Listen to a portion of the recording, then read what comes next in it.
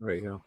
Hi, welcome to TruthStream. I'm here with Joe Rosati and Veda Austin, water researcher, and we're here to discuss something we all have in common, and that's water and some surprising insights into water. So, with that, Veda, um, you take it from here. Hey, you did so well with that intro. Well, thank you. Well, for anyone that doesn't know me, I'm a water researcher from New Zealand, and my area of specialty is in crystallography. Quite simply, what I'm doing is inspiring the water in some way, whether that is through thoughts, words, music, all number of things. And then I freeze the water using a specific technique, and then I photograph it. And so essentially the crystallography is the water that is revealed in the ice, where I actually see my thoughts crystallized before my eyes, literally. It's quite remarkable, and there's a great deal behind it. It's not some kind of magical thing. There's a lot of science behind what I do, but it is also really quite remarkable, and the pictures speak 1,000 words. So I will be sharing a lot of imagery on this podcast so that you can see what I'm talking about. Absolutely. Yeah. The first time I've only been introduced to you recently, and then there was a film I saw several years ago called What the Bleep Do We Know? And that's where I first started learning a little bit about water. And do you care to go into a little bit about what the difference is between you and the gentleman that was the scientist in that film? That would be great. Mm-hmm. Yeah, his name was Masaru Emoto, and what Emoto really did was open the doorway for people to see themselves finally as bodies of water. Um, Other than just knowing that we're made up of a lot of water by volume, by molecular count, we're 99% water, which means there are more water molecules in our bodies than stars in the Milky Way. And if you've ever gone to an observatory to see exactly what that looks like, you'd be amazed at how many stars are really in the Milky Way. And so Masaru Emoto, he was very well known for showing that water responded differently to different word influences. For example, he did many other things, but it's a good example. He would write the word love and he would write the word hate on 2 glasses of water, and then he would flash freeze the 2 water samples to see what structures might occur in the ice. And so the water that had been exposed to the word love would form beautiful geometries, whereas the water that was exposed to the word hate failed to form structures. Now, unfortunately, the science community really slammed Emoto because he openly said that he chose the best photographs to use, and he had the opportunity to take a lot of photos because they did their work in a cold room. So he was absolutely a pioneer, allowing people very, very visually through these incredible photos to be able to identify with themselves as being sensitive to their environment, their thoughts, their words, all manner of things. And so it was a very, very powerful way in which Emoto shared the similarities we have with water. Because water is something that so many of us just take for granted, if we're lucky enough to take it for granted. It washes away our waste. It hydrates us. These are the most common things people know. We can go and surf in the sea. We can, all these different kinds of things we do know about, but there are so many secrets and the subtleties when you start to study water. Now, on top of what Emoto shared, there have been many other people sharing work about how water can store information. And there was another man by the name of Laurent Costa. Well, he's still around, actually. He's a friend of mine. He's a French microscopic photographer. And what he was doing was not experimenting. He didn't like the word experiment because to him, water is a spiritual teacher. So what he did would invite water to share whatever it wanted with him. And so sometimes he would smile at the water. I have a glass of water right here. Sometimes he would smile at it, like before he took a little drop and froze it. And he was photographing happy faces. He was photographing hearts. He was photographing fish. And all of these different things he would see were relevant somehow to him, what he'd done, or something about what he'd seen during the day. And that really captured my attention, because for many years in my earlier part of my life, I worked professionally as an oil painter. So I see the world from a very artistic point of view. And so the third person who really inspired me to begin this work, and just to become, really, it was just purely organic how my work began. His name was Thomas Hieronymus, and he was a radionic engineer. And what he observed was that he went into a Parisian meat market, and he noticed that the freshly placed organs of an animal appeared to be affecting the way the frost froze on the glass behind where they were placed. For example, the frost would freeze into the shape of a liver organ above the liver organ, and so on and so forth. And his hypothesis was that there seemed to be some kind of life force energy still emanating out of these organs. And he put that down to there being water in the blood. And what he thought was that this water in the blood held some blueprint of that organ, and it was sharing its information with the water in the air. And the water in the air then froze into the shape of that blueprint. And so when I heard about that, read about that, and also learned about a great deal, many more people, I started to become very curious, because I always say don't believe everything you hear. And so if you can, try it for yourself. So I'd actually had a healing experience with water after having been in a horrendous car accident, which would probably take another hour to discuss, but they are in some of my other podcasts, so you can go and watch some others. But essentially I had some beautiful spring water. I had a petri dish, which I'd used for another project I was doing, and I had this thought. I thought, well, I'm just going to project a thought into the water, and I'm going to put it in my freezer, and I'm going to see what happens. Because the secret with all three of these people was that the unseen became seen in the frozen aspect of water. And what was exciting for me when I read about Hieronymus's work was that he was seeing things with his naked eye. They were macroscopic, not microscopic like Laurent and Emoto.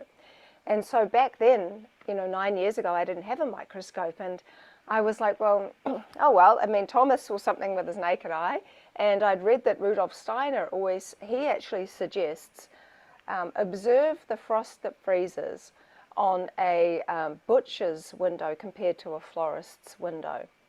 The energies will be different, therefore the patterns will be different. And I thought that was really interesting.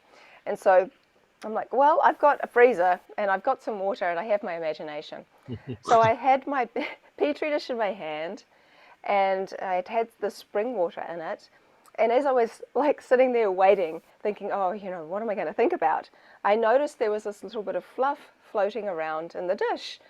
So I was like, oh God. So I put my hand in to take the fluff out, consciously thinking, I wonder if my hand will have any impact on the water's quote unquote memory, because I didn't know if that was really a real thing. And so I was like, well, that'll do. And so I literally put it in the freezer with the peas and the broccoli and the ice cream and stuff. And I went off and did my thing. And a few hours later, I came back. I had absolutely no idea what I might see, and no attachment to any outcome. So I pulled this dish out of the freezer, I held it up to the light, and I took a photo on my iPhone, which I'm going to show you in just a second. And that photo has launched 36,000 photos of water responding in an incredibly intelligent manner. So I'm just going to screen share now so we can get into some examples. Yes. Yeah, go right on. Okay, so for anyone that doesn't know Masaru Emoto's work, although he is extremely well known, this is just an example. So when the words "you fool" were used, you can see that water didn't form much structure at all, whereas thank you forms these beautiful geometries. But as we go along, this is the work of Laurent Costa. Now what we're seeing here is picture imagery. You can see that there are faces, this beautiful heart. He wrote a book called Journey into the Heart of Water, and that heart is on the front cover. It's absolutely stunning. And this looks like a little bunny rabbit in this beautiful geometry here. There's just such a lot of character and personality that is shown in his pictures, and they really, really are quite remarkable. Wow. And so as I was saying, I was holding my dish and there was the fluff, and I projected the thought, well, this is the photograph that I took on my iPhone. Now, what's really amazing about this picture is that the two fingers from the middle on either side are slightly bent, and I inherited my mother's crooked fingers slightly. And so it isn't just anyone's hand, it's actually my hand. And when I first saw it, I was a little bit freaked out because I really wasn't expecting to see anything at all. And so I went and I showed my son Rama, who was quite young at the time, and I said, hey, Rama, what does this picture look like to you? And he said, looks like a creepy hand, Mum. And I'm like, I know, it does. And it looks kind of like an X-ray. And so then I thought, well, if any water's going to be informed, it's got to be seawater. So I went out to the beach, I lived close by, and I got some seawater, and I froze a thin layer of it.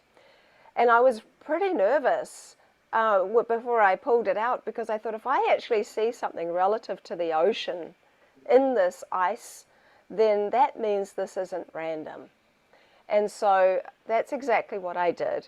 And in this picture, you can see the outline of the fish, its tail, its fins, its gills, and its perfectly round eye. Now, that is really when my household freezer became my most used appliance. And I became obsessed with doing this work because it was just like amazing to me. But over the years, I have discovered something really interesting around my technique. So I used to totally freeze water. But when I started to learn much, much more about the new science of water, which is definitely a real thing, I started to learn about this fourth phase of water. So there's a liquid, solid, gas, and then a type of plasma or gel. And Dr. Gerald Pollack wrote a book called The Fourth Phase of Water. He's become a friend and mentor of mine and given me suggestions along my journey over these years. And he really is saying that there is a stage between liquid and solid, and that is this type of gel. Now he goes into the type of fourth phase water that's inside of our cells, but there is also fourth phase water in water that you can test for. Now, some of the different characteristics it has is that it has a slightly higher pH. It absorbs more light. Now, that's a really important one. And it's negatively charged, which is also an important one. They're all important. But within the cells of our body, rather than being H2O, it's H3O2.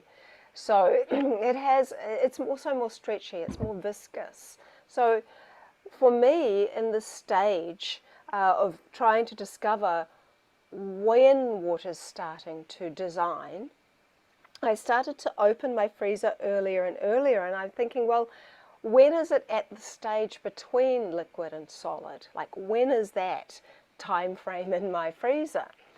And so I discovered that at around about 5 minutes, and it varies with different people's freezers and with different waters, but back then it was around 5 minutes.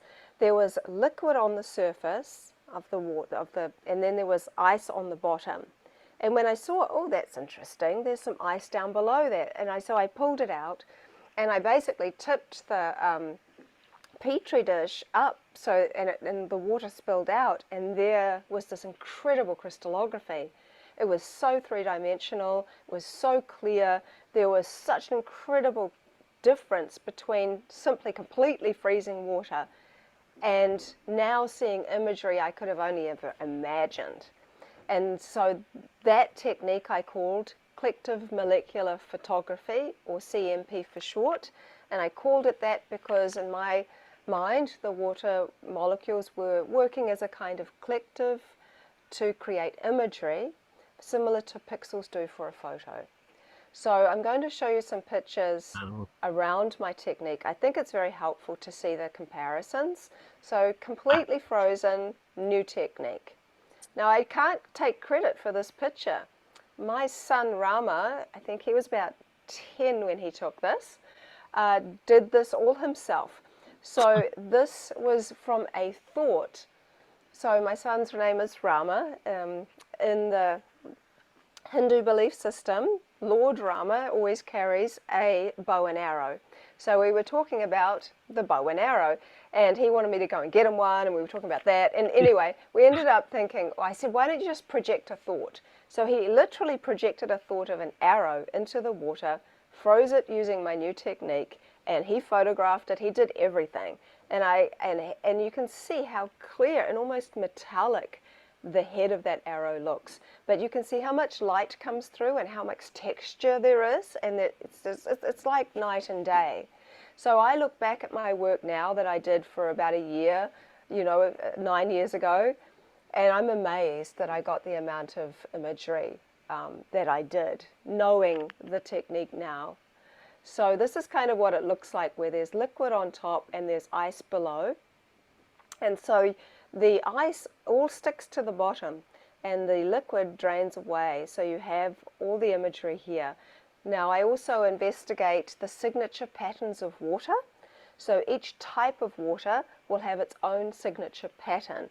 So you get to identify what water you're looking at based on the patterns that it designs organically. And I always say, when people want to learn how to do this, before you go expecting water to design faces and fish and whatever, get to know what your water looks like naturally. Because if you don't know what it naturally looks like, you're not going to know if it's made a massive structural change.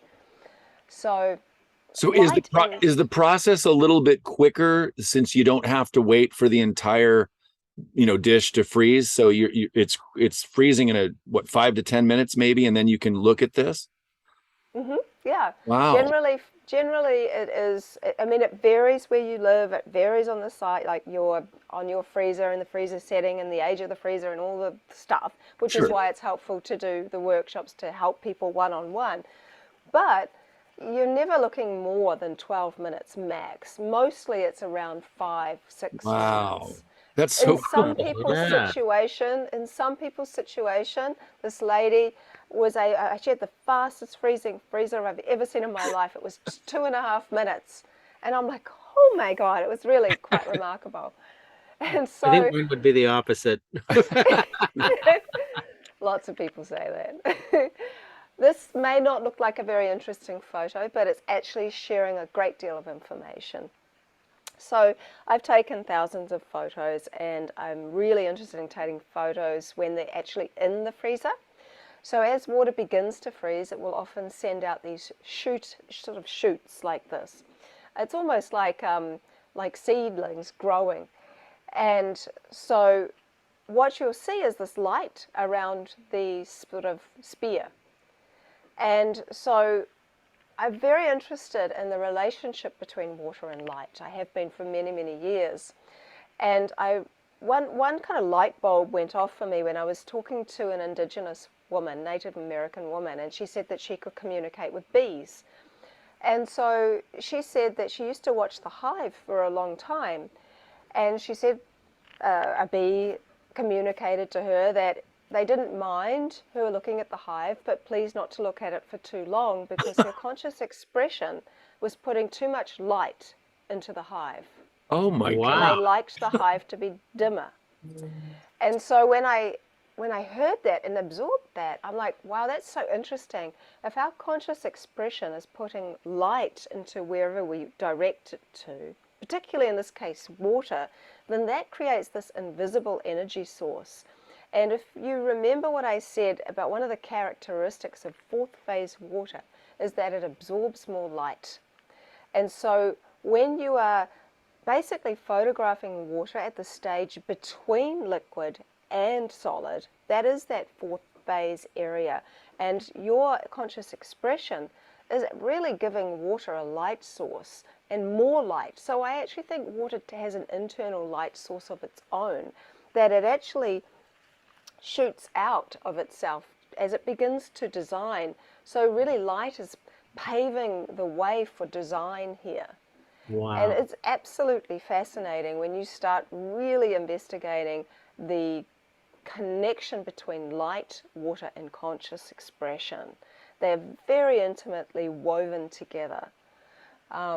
So facial recognition is a really interesting one. When I first started this, I wanted to see, okay, water seems to like to design in art and imagery. So like, what if I showed it a photo? So I showed it this photo of my friend Wendy, and you can see that it's designed her face. And I always call Wendy the face of water because this is the first face that I photographed. And so then somebody asked me if I could use Sadhguru's photo, and you can see that this also takes up a large part of the petri dish. My petri dishes are around about between 9 and 10 centimeters diameter, around the size of my hand. So what we're seeing as far as imagery goes is really quite large. The images do vary in size. I have always been interested in ancient history, so I used a picture of a Roman coin, and you can see it's designed the profile. This is an interesting one because you can see I've over-frozen the water here, but you can see that the face is still kind of coming through the ice, and it's I really like this one. I actually got this one on video, which I shared on one of my social media pages. Occasionally I'm lucky enough to capture it before it melts. Now, one of the differences also with my work is that I'm not in a cold room. I'm in my kitchen, and so the ice melts really quickly. So I can't take hundreds of photos. I'm lucky if I get 2 or 3 good ones before the ice really melts and the structures start to change. Just to clarify, so if someone was to do this, how is it that you utilize the image in the water, just so someone can try this out, if that's okay to share? Yeah, well, what I do is I basically get, say, a photo. I put the petri dish of water on the photo for 30 seconds, remove it, put it into the freezer, freeze it for that period of time, Okay. tip the water away, and photograph the ice imagery. It's really as simple as that. Well, thank you for that. The only expensive, well, it's not even expensive, the only thing you need to pay for is the petri dish. And I always say use glass. Glass essentially is made of silica. Silica is a crystal. Crystals store information. They're in all of our technology, and they help water to store information for longer. And the issue with plastic dishes is that the water starts to kind of separate away from itself, and it's actually, it really isn't ideal. You don't see imagery anywhere near as good as in the glass dishes. Got it. So it's very simple. And it is, though, there is more, the part where there's more to it is that you can't take away the fact that you need to remain in a state of curiosity. You can't go in expecting water to do whatever you want. I've made that mistake. It doesn't work. If you go in with this arrogance of going, oh, you do what I want, it's not about control. This is actually about forming relationship, and if it's a good relationship, it shouldn't be about control. It should be about pure curiosity, acceptance, and just not having an expectation. It's actually very, very interesting how the less you're attached to an outcome, the more you see. Well, that's true in life, isn't it? Yeah. Keep a sense of wonder. Yeah, Wow. absolutely. That's why the children do so well with this work, because Awesome. they're not so cynical either. So I always say to the people that go, oh, I think this is just bollocks. Firstly, well, try it yourself. And secondly, also, at the very least, try to just stay curious, at least, rather than negative, because the negative energy does have an impact on the water. So what we're seeing here is just some examples of my work. you'll notice over here the thumb. I put my thumb in the water, removed it, and used my technique. And you can see my thumb is here with all those Wow. details. Yeah. But what's interesting, you might notice that there's like this little indentation in my thumb here. Well, what's so curious is that a few hours after doing this and taking this photo, I chipped my nail in exactly that place. Oh, Wow. It was really interesting. This So is what, actually when I was cutting onions, and you know, I nearly always have a petri dish of water on the tabletop. So I started to like scoop the tears up from cutting the onions, thinking, well, I don't want to waste this opportunity. And the water designed my iris. Now, you'll notice that there are different colors that come through. You know, everyone says, how come there's different colors? Are you using filters? Like, what are you doing? Well, the nice thing about my work is that the layer of ice is so thin, it is it's the first freeze. So as water begins, as it freezes in layers. And when you photograph the first freeze, it's so thin that you get lots of different colors from the background coming through. And I like to play with those colors. It's kind of real watercolor.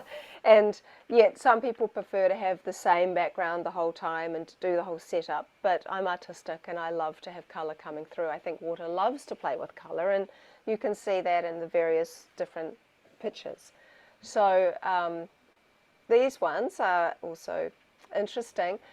For this particular one, there was someone I know who was pregnant, and so I asked her to drink some water and leave me some whilst she was thinking of her baby.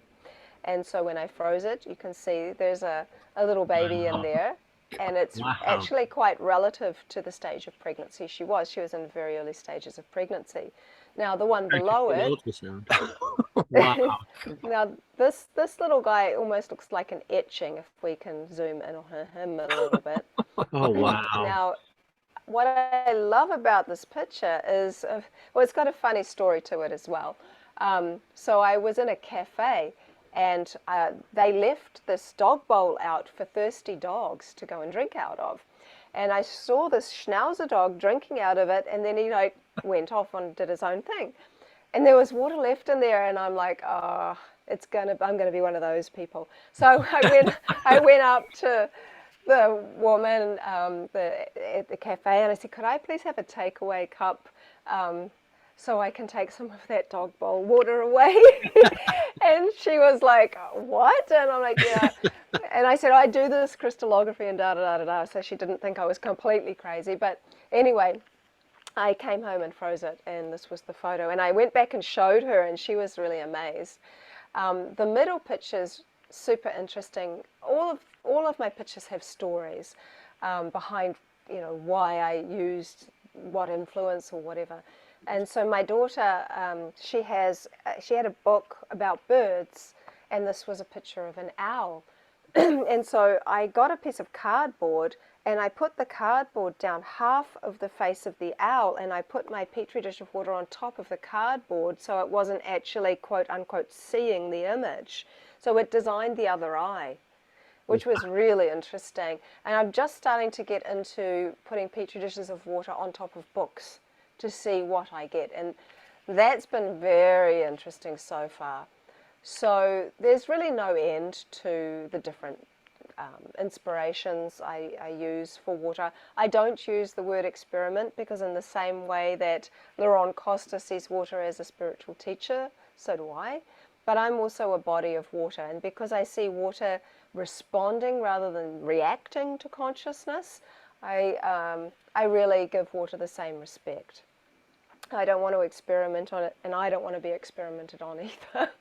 And so this was a cool one. My children play a big part in my work, and obviously they've grown up with me doing this. And so sometimes my children make suggestions I wouldn't think of. So one of those was, let's let the water watch Batman. And so like my son literally put a petri dish of water beside him when he was watching a show, Batman the movie. And so you can see how the design formed. And here are just a few more. I mean, it's just a selection of various different pictures, and you Amazing. can see how similar they are.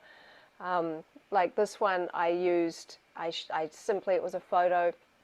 I've spent a lot of time in India, seen a lot of peacocks. I've always thought it was amazing that they could ever fly. And so I showed the picture to the water, and you can see the imagery. And, you know, it just kind of carries on and goes on and on and on. I've asked water, there's no limit to what I can do. And because I'm curious and interested and not getting paid by anybody to do this, I can do whatever I want. So I said, do you know my name? And I never showed the water Oh, my initials at all, but that is actually how I link them. And you can wow. see them so clearly here. This is a very special picture, and when you hear the story, you'll understand why. So that's a photo of my mother and I. My mum died in 1999 of cancer, and she was my best friend. She was just the most, like a walking angel. My mother was amazing, and I think about her every day. And when I used to live in Japan many moons ago, before the days of cell phones and emails even, I sound like I'm prehistoric, but um, but we would write letters to each other. And at the end of every letter, my mother would make some attempt to draw a circle, although her circles were absolute rubbish, and she would draw a heart in the middle of it. So when I saw that, it really meant a lot to me. Oh, And wow. then each year on her birthday, I ask the same question, and I always get a similar response with some kind of misshapen circle with a heart in the middle.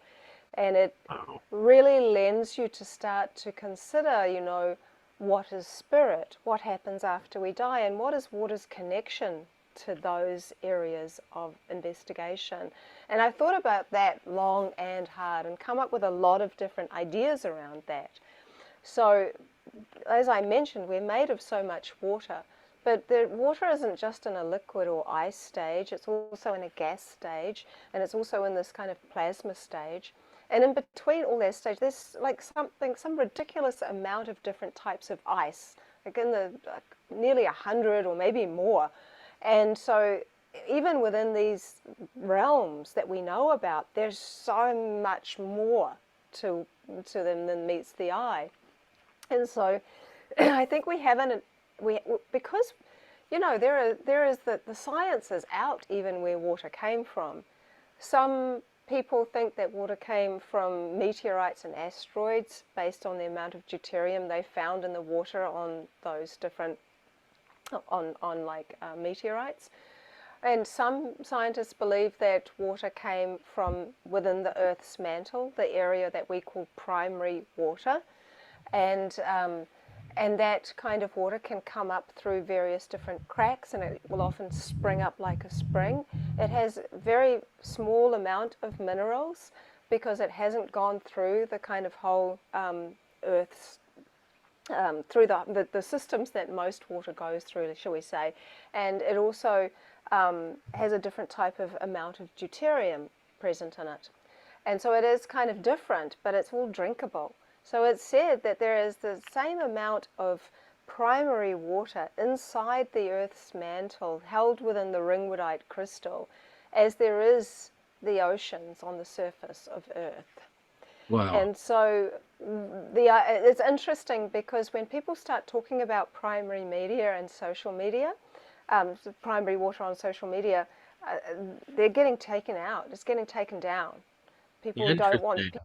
it because, of course, if you consider how much water is being um, sold and made into a commodity, Right. and where some of the big players, you know, yeah, I don't know, Coke and Nestle and all of them are going and buying up springs all over the world and just kind of raping and pillaging, then, you know, if you make something scarce, you make something rare, you give it all this new value. Right. And so if anyone was to think we actually might have an abundance of more water, then there would be a different psyche around that. And so it is very interesting how I'm observing things being taken down, and I think most people, I mean, I even did a thing on EMF years ago before everyone even knew what I did, hardly anything. And it was taken off Facebook within 10 minutes of Wow. just showing what what 4G did to water. Even censorship in water. I think Scott has a question. Oh, I've got about 12. I just want, I I didn't can want to feel the interrupt. energy next to it. But No, go. this is just so fascinating. Well, I mean, the censorship thing is really interesting. But before I forget, you had mentioned water having its own light source. I've been thinking an awful lot about uh, information and light. Light carries with it a tremendous amount, or has the potential to carry a tremendous amount of information, as does DNA. But when I think about water in the same way, it just sort of goes full circle, and it connects these ideas in a really profound way. But if you wanted to expand a little bit on the idea of the light behind water. Mm-hmm. Well, I think the light is within the water. I mean, when you start really studying water, I've observed that multiple times now, that as water is starting to freeze, it literally pushes out a light source, and that light source is the design. And so there is this kind of, and that light source also, there's so many subtleties. So we're really, when you're starting talking about subtleties, there's a lot yet that science can't explain. And it's interesting because some people, when they see my work, they say, oh my God, it's kind of like magic. And unfortunately, magic has got this really bad rap word because, you tend to think about people trying to create illusions, or there's some trickery involved, or this or that or the other. But on my advanced workshop that I did a few days ago, I had a guest on, and she was the director of a cult series that Joe Rogan raves about called Magical Egypt. They spent 22 years studying the ancient Egyptians. And so what she was really talking about is that, I think it was Arthur C. Clarke that said, magic is just science we have yet to understand. Right. And so the ancient Egyptians were very familiar with consciousness, with light, with the way in which the energies move through our body. They really were extremely spiritual scientists in many, many ways. And so when you start thinking about consciousness, light, and water, there are so many overlays with what the indigenous and the ancients have said, even down to water and spirit, which is kind of what I want to discuss a little bit. And that my father is Maori, so we're the native people of New Zealand, and the word for spirit in Maori is wairua. Wai means water, rua means two waters. And what has followed me for these 9 years of working in the field of water and being really an observer of water has been that I keep seeing two types of water in water.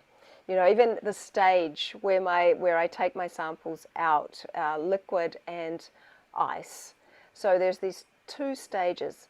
And so I have also done a study on egg albumin, which I have studied for now kind of 3.5 years, where even in egg albumin, you'll see that there are two parts to the white.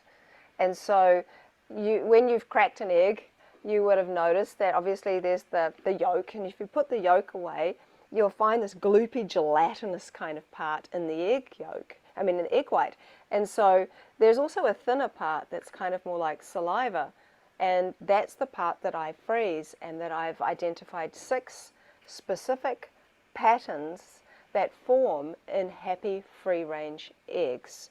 But only 2 of those patterns maximum can form in caged hen eggs. Now I'm going to talk about that study in a minute because it's really, really interesting. But bringing it around to the 2 types of water thing.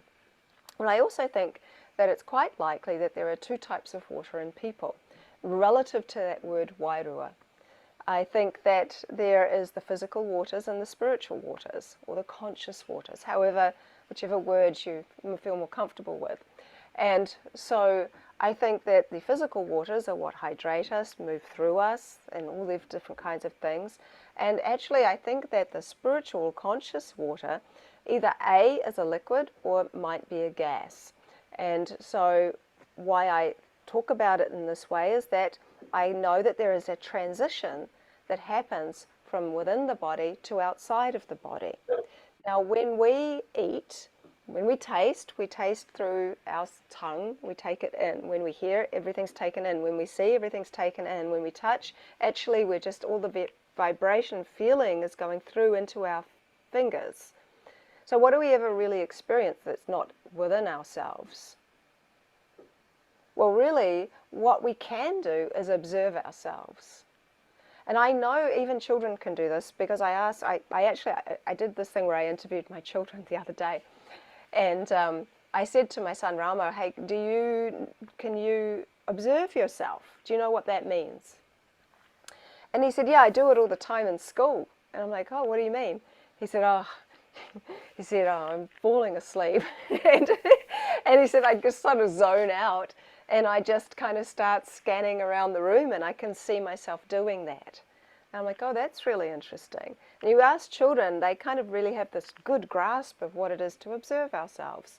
And I've used that concept of observing myself a lot as a tool, in that when I'm feeling really emotional about something, or having a response or reaction to something, I'll observe myself whilst having that reaction.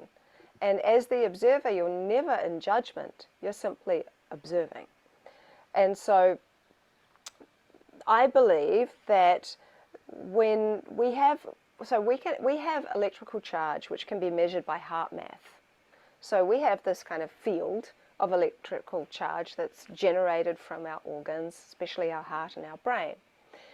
And so there is water in the air. The fact that we breathe means we're creating water in the air. And so we just can't see it. And so the water in the air is attracted to our electrical charge, essentially giving us this extra web of information, the ability to absorb information in the air and also give it out. And so when we meet someone, even before we touch them, we can get a sense about them. Oh, I feel like I've met that person before somehow. They seem so familiar to me. Or I don't know I've got a bad vibe about that person. Or maybe you go into an old house and you immediately feel like, oh, this just feels like bad juju. I don't know what's going on in here. Or the opposite, oh, I feel like I'm at home here. Like, how do we have all of these feelings? Well, there is information being shared with you by that person and their field of energy. And there is still a resonance in the air, especially when something bad has happened. It's a very strong, thicker energy. And even down to when you talk about thickness of things, and that water that has been exposed to a really angry, negative energy will thicken. So as water begins to freeze, like I've mentioned, it freezes in layers. And the first layer is the layer I'm photographing. But when you do the same process with that negative energy, you'll see that there is no clarity in the picture imagery. So you know how you get so much light coming through my normal photos? Well, it's kind of as if there's been a packed, it's kind of compacted in on itself somehow. It can be clumpy, and you can sometimes not even really see through it very well. So it has like a very dense physical aspect to it when you see it in ice. It's really interesting. And so also, because we have this web, and this web is so intricate, then when we meet someone, that idea of like love at first sight, which actually I did a 4-hour whole like advanced workshop where I talk about all this kind of stuff in detail. But when you have somebody and you go, it's just like that lightning bolt, like, what is it? Oh my God, I just love you. You don't know why, it just happens. Well, quite often, if it's really a genuine connection and both people feel exactly that same way, it's because the patterns of energy around you are very, very similar. which they're kind of mirrored, which is that whole idea of twin flame. It's like twin patterns. And Right. so as you fall, or either fall in love or rise in love, however you want to call it, you learn how to like energetically mirror these patterns of each other. It's actually very interesting, and that's that idea of that entanglement for some people, but it's actually more mirroring when it comes to something very positive. So when I'm talking about these stages, these layers, the way in which water freezes, the second layer seems to have scaffolding. So there is a first layer. It's like water is an amazing architect. And then there is another layer, and that has secondary information. And then there is like these vertical like props, that thing that prop it up in the middle. And there's usually liquid in between that. And then there's be another third stage of layer that comes over the top of that. And then eventually everything freezes. So sometimes you see water and it's got like a water bubble, and the ice that's got a water bubble floating around in it. That's the least informed water. And so it's You really, say when you say least informed, you just mean what the images are the the least telling, or no. So if you freeze water too long, it basically, the liquid water, there you'll find that there's a bubble that kind of floats around if you've frozen it too long. And that water has got taken on the least amount of information from the influence. So what you're wanting to do is really photograph that first freeze and tip the rest of the water away, because that clouds that particular information and influenced water. So you really, it's like a glue and glitter picture. That's a good way to describe it. When I was a child, my teacher would give me a piece of paper and a glue stick and say, draw a picture with the glue stick, and then sprinkle the glitter on it, and then shake the rest of the glitter away, and you're left with this kind of glitter picture. Well, your thoughts, your influence is like the glue, and the water that's most resonant or has picked up the most information is attracted to that thought glue first. And the rest of the water is like the rest of the glitter that you kind of sprinkle away. Now what you can do, which is interesting, is rather than just tip it down the drain, you can tip it into another petri dish and freeze it and look at that secondary information. And so there's a lot, even plants really love it. So there's something about that particular stage where it's kind of like still in its crystallographic phase, where it's holding that information, that plants really, really like. So it's funny. Stephen Wright used to have a joke back in the day that he liked to tease his plants, so he'd water them with ice cubes. And well, just, they might have liked that. exactly. And so I'm very interested in the ideas of water and consciousness. So many people come up with the suggestion or the question, is water conscious, or is your consciousness affecting the water? And I think that's a very important question to look at and investigate. So in the earlier stages of my work, when I really hadn't had a lot of experience, I would have thought that my consciousness was impacting the water. But what I see now, after doing so much more research on that particular topic, are responses rather than reactions. For example, I really wanted to go, when am I not conscious? Like, how can I do a test with water where I'm not conscious? And so I'm like, well, when I'm asleep might be a good idea. So I did 3 months of study of dreaming. So what I did was I would leave a petri dish of water beside my bed with the intention that it captures some part of my dream. Now, I only used the dreams that I forgot when I woke up. And where I'd wake up, kind of forget my dream, knew I'd dreamt something, but so often they just escape us so quickly. And then I would freeze the water. And what I discovered was that the imagery was so significant and clear, and relative to the dream, it would jog my memory. Wow. And so I would be able to then write down the dream and show the picture, write the date, and it was as if water as the observer was watching me. And I did many of those, and I did a whole study which is also available on my website. But and then I did some studies where I wrote a word that, when you think of that word, it's very difficult to conjure up one thing. For example, if we use the word cup, we can easily imagine a cup. But if I was to use the word ego, which is a word I did use, that's not necessarily something where a picture comes up straight in our minds. We can have a lot of words for ego, but we might not have a picture. But when I used that word, what Water designed was remarkable. It designed this big inflated body of a human, these big, big shoulders with this skinny, long neck, this little face and this giant head like it had been blown up like a balloon. It was really amazing. Wow. And then I used the word trust. Again, another word of which doesn't necessarily bring up a specific image. And I got this stick figure literally like on this thing that just like a surfboard.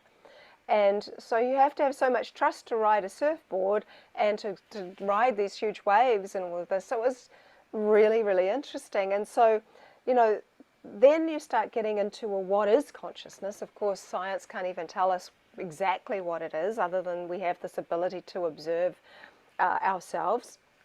And but there is an intelligence, an innate intelligence throughout all nature. Just because a plant, you know, can't make a cup of tea, for example, doesn't mean that it has less intelligence than us. It's got an amazing innate intelligence to be able to communicate with other plants. Its whole root systems are incredible. And then you just get into fungi and all of that, and it's just like a whole nother level. And there is just so much intelligence around. I couldn't perform the same actions as a plant, because plants have amazing ability to perform action for what they're meant to. And so I think that firstly we have this real arrogance around we're so amazing because we can design things from our thoughts. Now I think it would be more amazing to appreciate what is a thought. And as we were talking before, Right. you know, we started, I've been curious about our thoughts material. And I was so fortunate to be introduced to this scientist's work. This was back in 1920. Now, his name is Gennady Krokalev. I think I'm saying it right, but it might be wrong. And so he was a scientist and a psychiatrist, and he was working in an insane asylum for people who were having hallucinations. They were seeing things we couldn't see. They were having all kinds of issues and all that. So he really was curious, you know, are they actually seeing something we can't see? Because you might have seen some pets, it looks like they're looking at things, and we're like, what are you looking at? I can't see what you're looking at, but they can sense things we can't. And so what he did is he back then, there was a kind of camera called a zenith camera. It's a black and white camera, and it's pretty much what they had back in the 1920s. And they had this black box thing that came out of the camera, kind of a long thing. And so what he did was attached that to this makeshift kind of goggles, but there was no glass in the goggles. And so he could photograph his patients' retinas as they were having a hallucination. So there was no light source coming from outside. Everything was blocked off. And so as they were having an episode, he would photograph their retina. Now he did this with over 200 patients, and around about 117 of them, he was able to capture what they were seeing, confirmed by them when he showed them the black and white photographs. And the photos are amazing, and I shared those. And I can probably, if I can go through my thing, I can probably share some of this. But what's even more interesting is that this study was repeated relatively recently by some more Russian scientists. But rather than use patients, what they used was someone who could remote view, Because it wasn't just that you could just have a thought and you would see a thought. This was about vision, about having a vision in your literal, like in your mind's eye. So what Gennady, I think that's how you say his name, what he was thinking was that A, they're either photographing a secondary consciousness, a subtle realm, or B, the thoughts from the brain are sending messages, information to the retina of the eye, and that is creating an image which is projected as a kind of hologram, simply that we just can't see with our naked eyes, but maybe animals can. And it's being able to be somehow picked up in imagery, and that is where that aspect of light comes in, because our eyes are a source of internal light. That's why they're called the windows to the soul. And I always think that if that's true, and if eyes really are windows to the soul, then tears are an expression of spirit, and that water, essentially, that wells out of us in these times, is emotion that we can both see and taste and touch. And so when you start thinking, are thoughts material, then his work is so fascinating. And so when these other scientists repeated the study, they went into another room and they held up some cardboard with like numbers and some shapes. And as the remote viewer tuned in to what she was seeing, and she held it in her mind's eye, they snapped the photo. They had it set up exactly the same way with the same old-fashioned camera, except they made this scuba diving mask set up without the thing, and that's how they used it. And so what was amazing is they were able to get the pictures and photograph what she saw. So they got the number 1, they got the triangle, and all the rest of it. And it sounded like they had a lot of fun doing it. But they also put like the old tinfoil hat. Well, Gennady did the same thing. When they put that hat over the head, it was kind of like a saucepan or something. then anyway, they couldn't photograph anything. Nothing showed up. It blocked the signal. Interesting. Yeah. So it was kind of like a Faraday cage. It was really an interesting study. But what I'm seeing in my work are literally just thoughts without the strong vision. The thoughts being crystallized in the ice. So there is some way in which the information from our mind is being translated into this imagery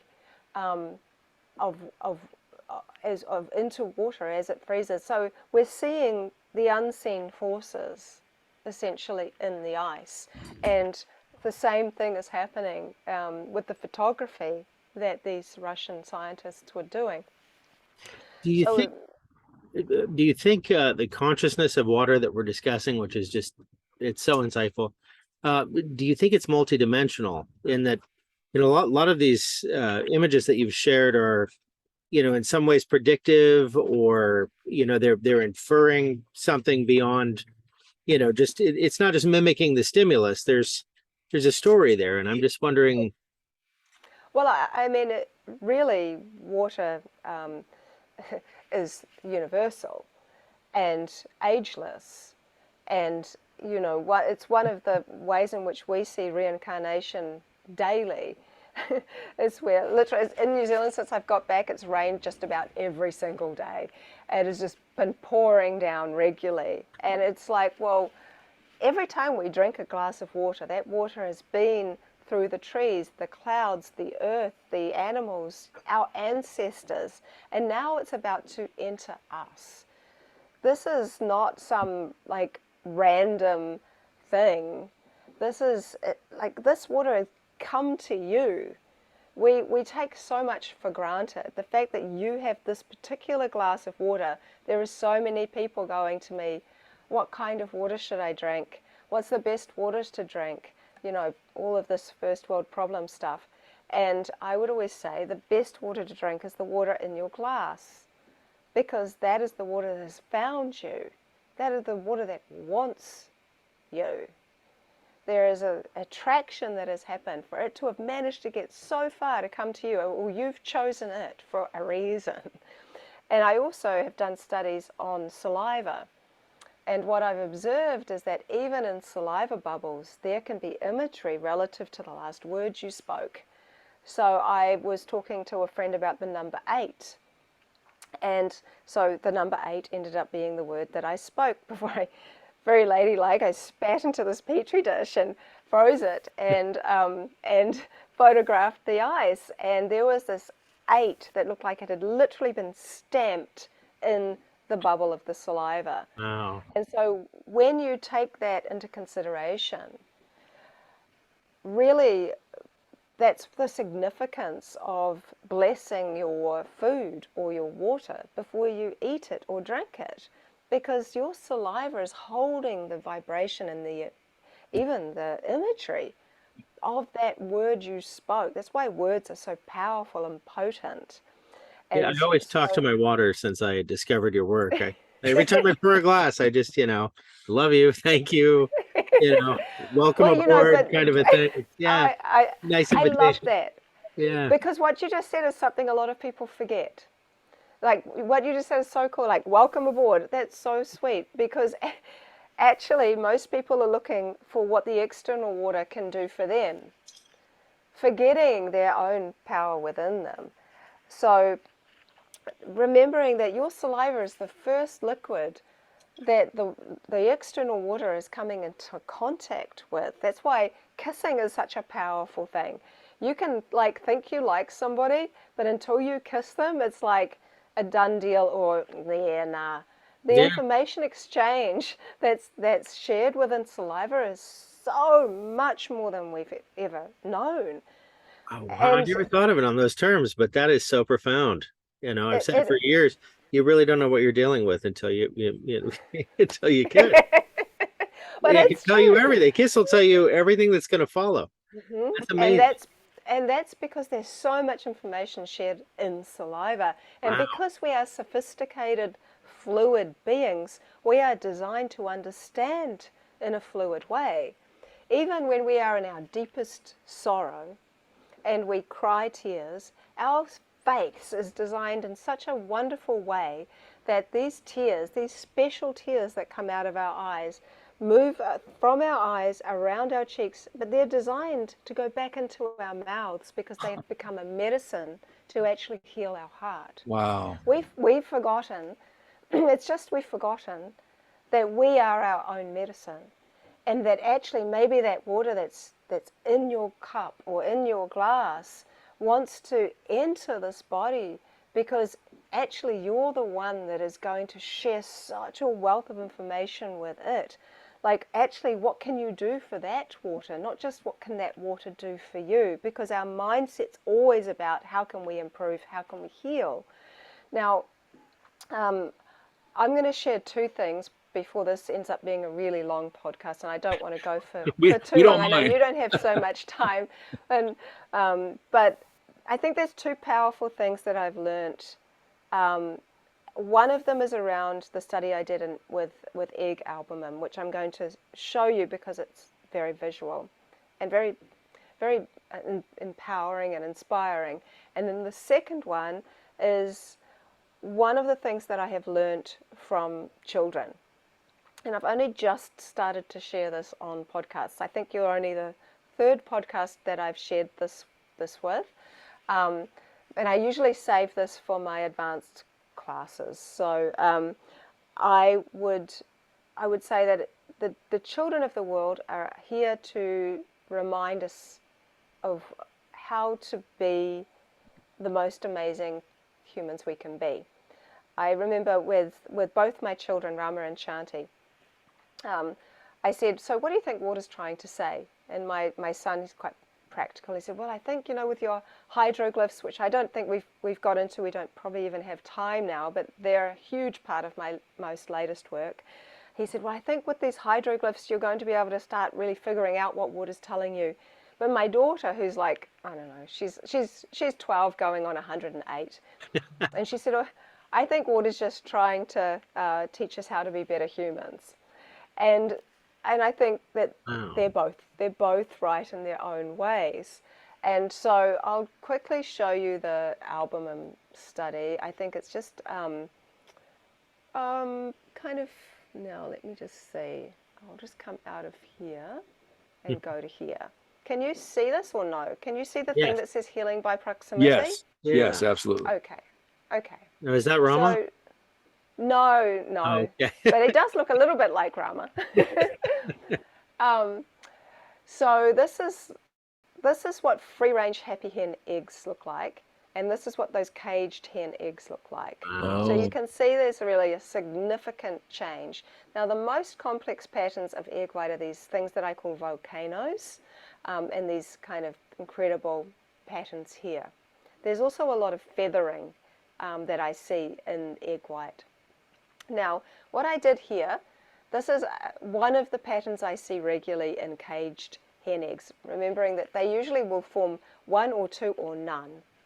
So this is from the caged hen egg, this is from the happy free range hen egg, and this is what happens when I put them side by side overnight. You can see that the caged hen egg, which is this, has started to form complex patterns. It's improved, which is really interesting because this is on a primordial level where just by sitting next to a free-range egg, the caged hen egg has structurally improved. So when I shared this on social media, of course, everybody said, yeah, but what if you're surrounded by bad eggs? Surely that'll degrade it, because that's how cynical we've become as we've got older. So I did that. So over here is my control. This is the free-range egg. Over here is the control for the caged hen egg. Now what I did was surround the free-range egg with, let's say, bad eggs, and so I surrounded them in circles. So by proximity, this is hard to believe, but this is a caged egg. It just happened to be right beside the free-range egg overnight. And all of them structurally improved, except the further away they got from the good egg, the less complex the patterns were, but they were still an improvement from this. So what this is saying is really that horrible cliche. I'm so sad that some of the most profound things have become cliches, but it's really saying that if we heal ourselves, we can heal others. And so within this simple study, we're seeing that it is actually, certainly from a primordial level or on an organic, like early embryonic level, the nature is to improve, not degrade. It's actually, I believe, our nature to improve, not to degrade. And so it is just, we have become so polluted in our minds, and what we absorb, what we eat, all these different kinds of things, but simply by making an energetic improvement, by starting to make good choices for yourself, by kind of having some digital detox here and there, by any of these things, whatever it takes to really heal yourself from old wounds, old pains, however you do that, then actually just by being yourself, your true nature self, and even just by improving in whatever way that is, if it's small doesn't mean that it's not important, then eventually what you'll find is that your healing experience is actually healing others. I remember being in India. I've been to India many times, and my teacher there, he said, you know, the greatest saints and evolved beings that have ever come and graced the earth, their energy has touched people and healed people from so far away that those people far, far away would never even have known who that person was. Because that is that real power of simply being a vessel of love. And so this is a very, very powerful, I think, very powerful study. And then lastly, my children, as I've mentioned, they've played a big role in my work and in my learnings. I think that children, it's not so much about teaching them what to think, which is so much of what happens, but like actually allowing them to think for themselves and be curious and teach us. And so my daughter, when I first started, some of the most beautiful crystallography started to form from some spring water I was using. And she came over and she, after I'd taken a photo, she was looking at the sample. She said, "Can I have that?" And I'm like, "Yeah, sure." And then she started to eat the ice. And I'm like, "What are you doing?" And she said, "Oh, it's good for me." And I'm like, "Oh, that's interesting." And then about a week later, my son Rama, he came over and he said, "Oh, can I have that?" I'm like, "Yeah." He also saw some lovely crystallography and he started eating it too. And I was like, "Oh, did Shanti tell you about that?" And he was like, "About what?" And I was like, "About eating the ice." And he was like, "No." I said, "How come you're doing that?" He said, I don't know. It just seems like a good idea." I'm like, "Oh, that's interesting." So, my job is to identify patterns. And so then my partner, he was doing a study using my crystallographic technique and words around plant medicines. So, for example, he was writing the word ayahuasca using my technique and photographing the results. And then he would do the active ingredients of plant medicines like DMT and various different things.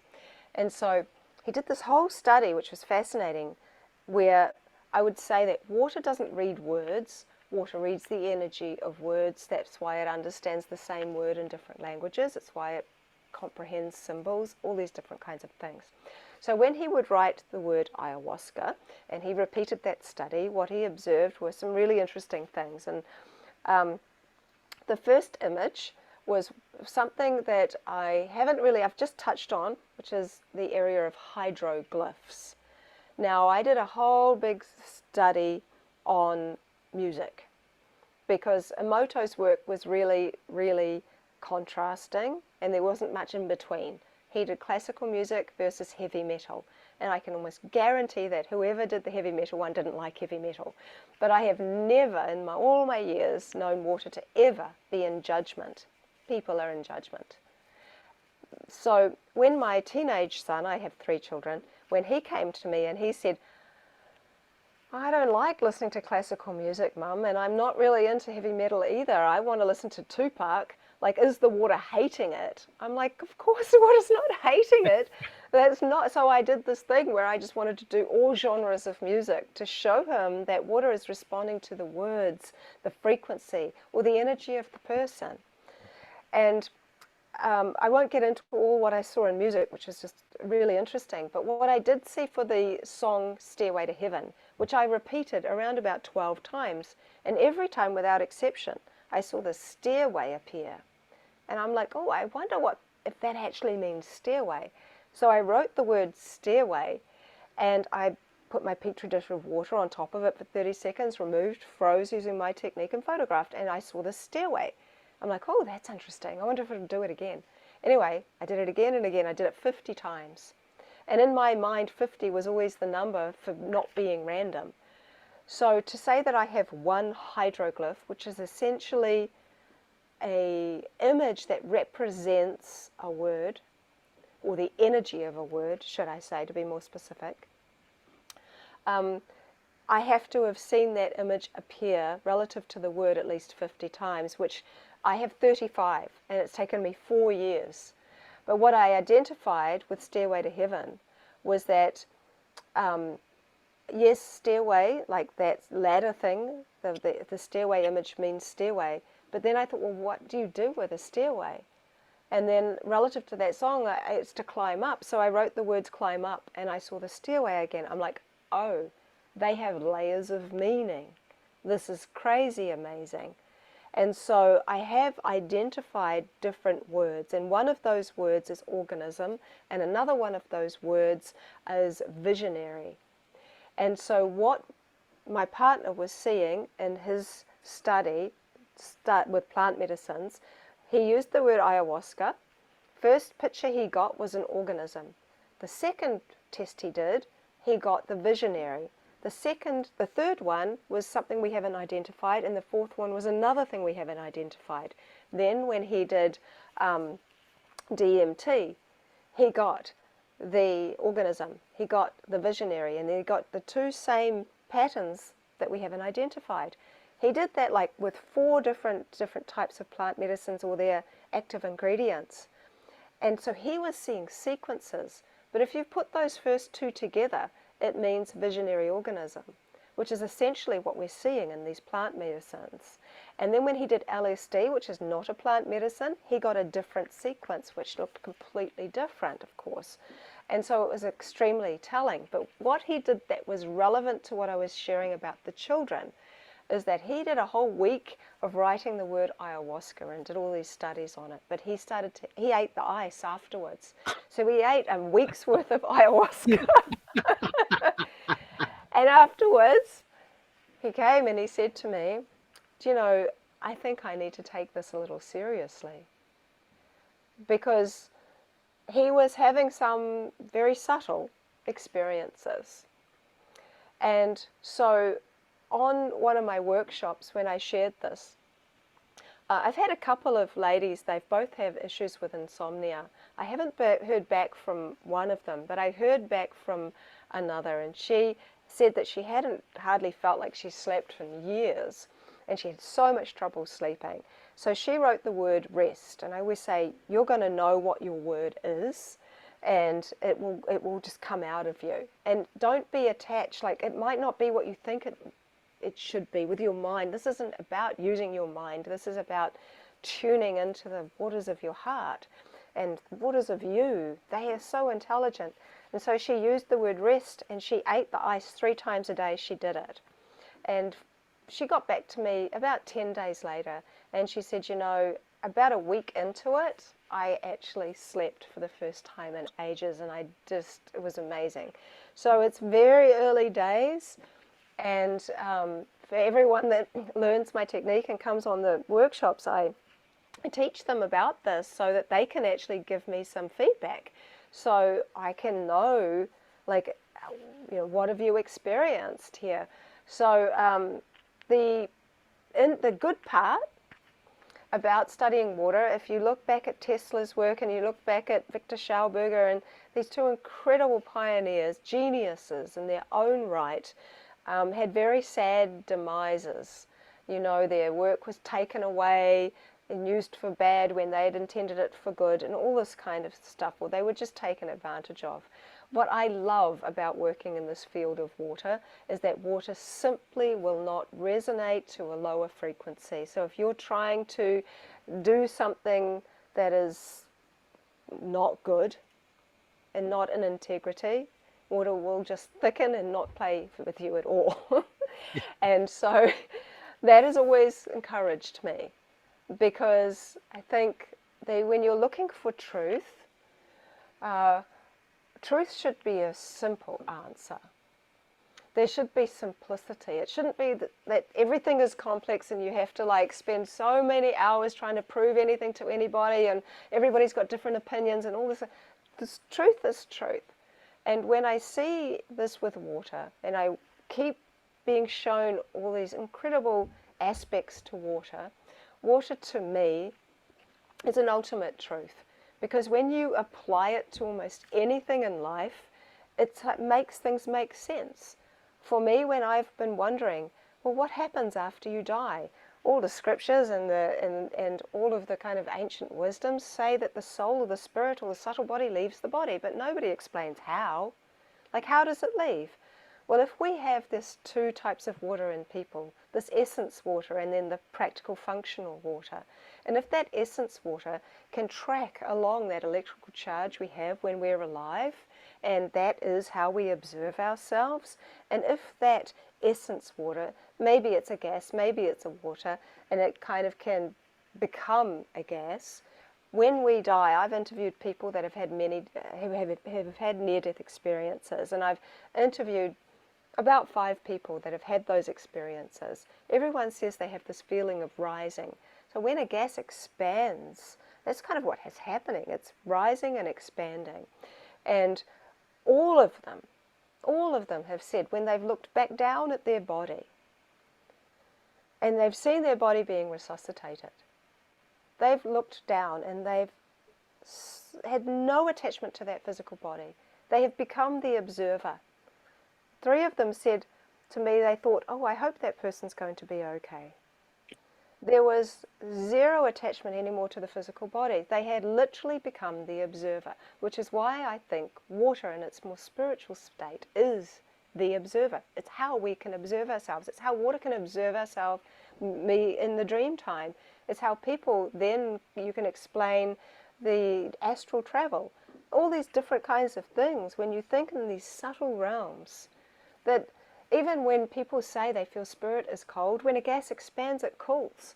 So there is aspects to all of this that explain, where these deep mysteries, when you look in the different realms, and there are so many more, and I think there are so many more stages of water, I think that this essence water that I'm talking about can go from a liquid to some kind of vibrational vapor that we as people can't see with our eyes, but maybe some certain animals can. And that hopefully science will catch up and be able to capture that one day, because some people, they talk about seeing spirit as a vapor. So of course, why is water not involved in all of these great mysteries? And you start going into that, then I think you start to realize, yes, there is a truth here. Because if there is truth, it is in water. That's my belief. It's really simplifying so much for me. I mean, just the whole idea of us being one, this oneness, we're individuated to a certain point where that's kind of a rough thing to wrap your head around in a lot of ways, other than, really esoteric ways. But from a practical perspective, we do all have this one thing in common. We are water, and water being a separate consciousness and one that we share. And the idea of evapotranspiration, water is always purifying itself in one way or another. And like you said, it's this legacy, it's ancestors, it's everything. It really is just unbelievably profound under this light. Yeah, it's spectacular. I don't know if you want me to share about that thing I told you that I just started writing about that mystery that lady had solved. Yes, About please. her ancestor. I think you have to at this point. Please. And then I have to go because I have to start preparing dinner for my Yeah. children. Yeah, I just started writing this up because she gave me permission to share it, just as long as I kept her name anonymous. So she sent me this image. This is a woman who had learnt my technique. She was on one of my workshops a few months ago. And there had been a mystery, an unsolved mystery in her family line. Her great-great-grandfather was African American, and it was a pretty rough period of time for people of color back then. And so he was a loving dad. According to her, he was a really loving dad. He had 3 daughters and was really in love with his wife, and was going off to work and never got to work and disappeared. Like, no one ever found what happened to him. He just never came back. And I mean, it was totally out of character. He was apparently quite an outspoken person, very strong personality. And there was so much mystery around what had happened to him, because it just was so out of character for him to have just disappeared. And according to, her source, he had some kind of interaction or altercation with someone who was part of the Ku Klux Klan. And so there was this kind of idea that maybe they'd done away with him somehow. Anyway, so she simply said to the water, "Can you please tell me what happened to my great-great-grandfather?" And in the ice was this image of this masked person. And it was like with those, kind of weird hat things that the KKK wore. And so it was really quite crazy remarkable. I can show you that image if you like. Well, yeah, please. Okay. No, we're good. No, we don't want to watch the rest of the movie. Yeah. And then if you could also inform the listeners how to find you, what your website is, etc. And we'll post the links below. But as you go through that, by all means, please, because I'm sure they'll be interested. Okay, let me just find it here so you don't have to go through all my other millions of things. And thank you Okay. for sharing that with us, by the way. Yes. Yeah, no, that's fine. I might have to do it up here because I'm doing it in a different program. Um, Bear with me here. No problem. Um, And so, yeah, and we did learn that, and I have family in Auckland, New Zealand, that you're based in New Zealand. uh-huh. So Yep, based in New Zealand. So I might just screenshot this and put it on my desktop. Sorry, I'm trying to do a number of things in once whilst that's keeping, I Fine. guess, everybody in some kind of suspense here. Um, now I'll put that down here and I'll make this big. Not very technical, but I'm that's okay. going. Okay, so I'm going to push the screen share and I'm going to enlarge it here, over here. It's a tiny little thing, can share so much information. Hopefully it can, okay. So, and you can Wow. see this face is peeking out Wow. and how much it looks like this. Oh my. So it's like literally coming through, and given the context of what she had shared, it's pretty remarkable. Very. Yeah, it's very remarkable. Wow. And so she, I mean, this wasn't done by me, this was done by another lady. And for her to be able to see, it's like, you know, this face is just peering through and it's kind of creepy, but given everything we've talked about around her story, it was really remarkable. So there you go. Yeah. So please, Oh, you want me, sorry, to share? Yeah. yeah, So yeah, just to share how people can find you before we bid you farewell. sure. And what's next Um, for your work as well? okay. So firstly, my website's vedaustin.com. And I post daily on Instagram, which is Veda Austin _water. And on Facebook, it's Veda Austin @water researcher. The next stuff for my work, I'm going to Germany. I've been invited by Dr. Gerald Pollack to be the last speaker of the night at the annual water conference in Bad Soden, I think it's called, in Germany. And so I'm speaking there, I'm sharing this work. And he's asked me to put all my hydroglyphs together and get a scientist to help me put it all really professionally together. He said there's always going to be people that will go, oh, this is just rubbish. But when you see 64 examples of each image, you know, with what I was talking about with hydroglyphs, and you see them all there, really it's hard to ignore. And so he said, you know, it could be one of the greatest discoveries of this century that water has a language. Then so that's a big part. That's going to take kind of a big part of my time. But I'm very, very interested. There's always new things to discover.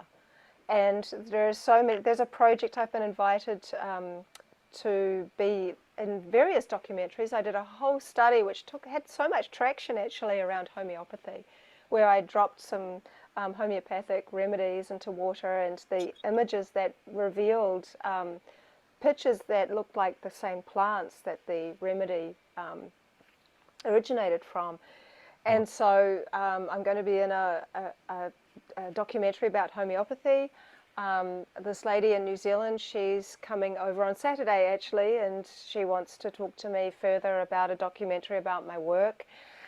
So I think getting the word out there in a bigger way, getting people excited, you know, to do this for themselves. Like, as I've mentioned, people go, oh, you're the water whisperer, you have this amazing relationship with water and all this stuff. And I do have an amazing relationship with water, but we actually all know how to do this. We all know how to have relationships with water because we're bodies of water having relationships with each other all the time. And so, you know, it's more just around, if you like boil down, pardon the pun, you know, what it is to be in this physical body, we are water, consciousness, and salts and minerals. And when you look at water, well, I mean, water stores so much information, And so does salt. I mean, we're not fresh water, we're salt water. We're an ocean of information storage. But what we're really doing is sharing memories, holding memories, not sharing as much. But we're like, our whole entire life is a memory. Whenever we started this, I don't know how long ago, nearly an hour and a bit ago, and that's now a memory. What I had for breakfast is a memory. You know, when we look back at our life, everything about this life, except for right in this second, is a memory. And so we are literally creating memories every single moment of our lives. And I've sadly lost a number of people over the last few years. And I realized that the greatest gift they've given me and they've left behind is a beautiful memory in my heart. And I always think that's one of the nicest things that we can do, is to be a memory, a beautiful memory in the heart of another, because that's what we're leaving behind. That's what they hold inside their body of water that holds a piece of us alive. And I think it's so important to like have hope as well. The hope is one of those things which I think transcends so many of our limitations. We create all these limitations why we can't do something, but in fact, there's so many reasons why we can do things. Just waking up and going, you know what, I'm going to set an intention for my day, and that is something simple. Like, I'm just going to be kind to myself. Maybe I don't listen to like negative stuff all day long. Maybe I actually do something fun for myself. You know, we can get so caught up in worldly life. It can be so depressing, but there are so many exciting things going on in the world and inside of us. Well, you've definitely proven that tonight. Yeah. This has been amazing. So thank you for sharing. I have one question that, you know, when you said salt, minerals, and water, I had a question from Jordan, who I think reached out to a friend of mine who loves your work. She was asking about gemstones. She puts rose quartz in her water bottle, or, you know, various crystals and different things. Have you had much experience with how water reacts to that? Oh yeah, I mean, Yeah. I've done lots of stuff with different, various different crystals, and there's always some change and positive structural improvement when you're using crystals.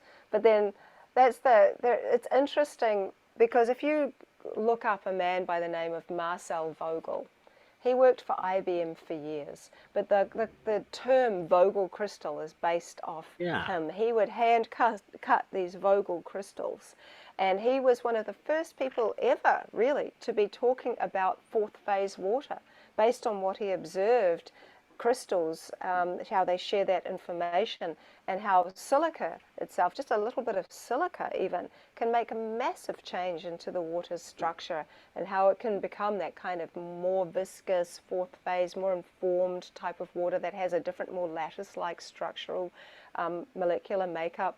So really, liquid crystal is based off the kind of term of a crystal, because crystals have a very ordered structural molecular makeup that is very lattice-like and kind of perfect the way it looks. And so liquid crystal does the same thing, except that it's fluid. And crystals store information, but liquid crystal stores even more information than you can even imagine. So crystals are a wonderful way for water to absorb the information of the crystal. But sometimes you see in crystals there's water that's trapped inside. And one of the things that you know that the water is okay about being inside that crystal is that it will always reflect rainbows. Whereas water that's trapped inside, like I've recently seen there's a I can't remember what it's called. There's some kind of like a wand thing, and it has mother water inside of it. But there's like and that water inside, it's inside a quartz crystal, but it doesn't make rainbows, and it's designed to reorder and structure water. But there's something that for me personally just doesn't resonate, because when you look at things in nature, when things are natural, there's something that it shares with you, and that rainbow feature is an important part. And so, you know, there's lots to look into when it comes to the realm of crystals, and different types of crystals have their own signature patterns. So when I looked at that wand, what I saw the structural improvement was because it was quartz, and quartz tends to improve structures of water. But the water inside of it had another thing going on. So it's, yeah, really interesting. Wow. Wow. Well, Even well, the shapes. yeah, Yeah, I could ask you questions for another 6 hours if you let me. So yeah, might be a good time to right. wrap up. Is there anything in closing you'd like to add? I would just say that we are all water, and one of the things about water is always going back to source. How we get there is really up to us, but essentially we are bodies of water, and I think that water is always in search of itself, which is why we're always looking for love. It's why we're looking for life on other planets, by looking for water. We are water in search of ourselves. It is the big mystery is always comes back around to, you know, who are we? And I think water is simply reflecting itself in each one of us, in every single life form on Earth. We are really one, as you said. It's not a cliche, it is real. It really is. It's a profound example of it that's just blowing my mind, I think. Yeah. Well, thank you so much for the time, and you know, hopefully we can talk you into coming back and following up with us. Yeah, I'd love Thank to. you so much. Problem. You're very welcome. All right, best of luck in Germany. Thank you. All right. Thank you. For sure. Okay. Take care. Thank you. Bye. All right. Bye.